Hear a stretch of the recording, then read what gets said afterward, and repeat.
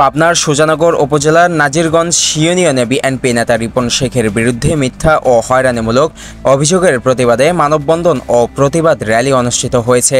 সোমবার বিকেল 4টায় নাজিরগঞ্জের স্থানীয় জনগণের অংশগ্রহণে ও কর্মসূচি পালিত হয়। আওয়ামী লীগ সমর্থিত মনোনীত কুমার দাস ও ওরফে মন্টু দাসের করা অভিযোগের প্রতিবাদে এই মানববন্ধনের আয়োজন করেন এলাকার সচেতন মহল। র্যালিটি নাজিরগঞ্জ ইউনিয়নের বিভিন্ন সড়ক প্রদক্ষিণ করে নাজিরগঞ্জ বাজার হয়ে হাসানপুর হাটে গিয়ে শেষ হয়। পরে সেখানে মানববন্ধন অনুষ্ঠিত হয়।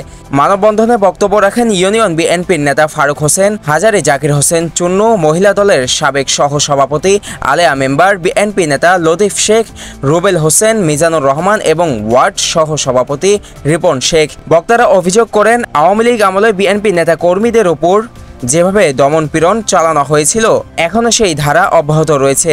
সংখ্যালঘু পরিচয়কে ঢাল হিসেবে ব্যবহার করে বিএনপি নেতাদের নামে মিথ্যা মামলা দিয়ে হয়রানি করা হচ্ছে। তারা জানান, সুজানগর থানার officer in charge OC Mujibur Rahman তদন্তে এসে এই অভিযোগের কোনো সত্যতা পাননি। এলাকাবাসীর দাবি, রিপন শেখ একজন সম্মানিত ও সুপরিচিত মানুষ। তিনি কখনই এমন কোনো কর্মকাণ্ড জড়িত ছিলেন না। সংখ্যালঘুদের সঙ্গে সুসম্পর্ক বজায় রেখেই তিনি চলেছেন। বারবার মানববন্ধনে অংশগ্রহণকারী মিথ্যা মামলার তীব্র প্রতিবাদ জানিয়ে প্রশাসনের দৃষ্টি আকর্ষণ করছেন যেন ভবিষ্যতে কাউকে রাজনৈতিক প্রতিহিংসার শিকার হয়ে হয়রানি করা না হয় এবং নিরপেক্ষ তদন্তের মাধ্যমে প্রকৃত সত্য উদ্ঘাটিত হয়।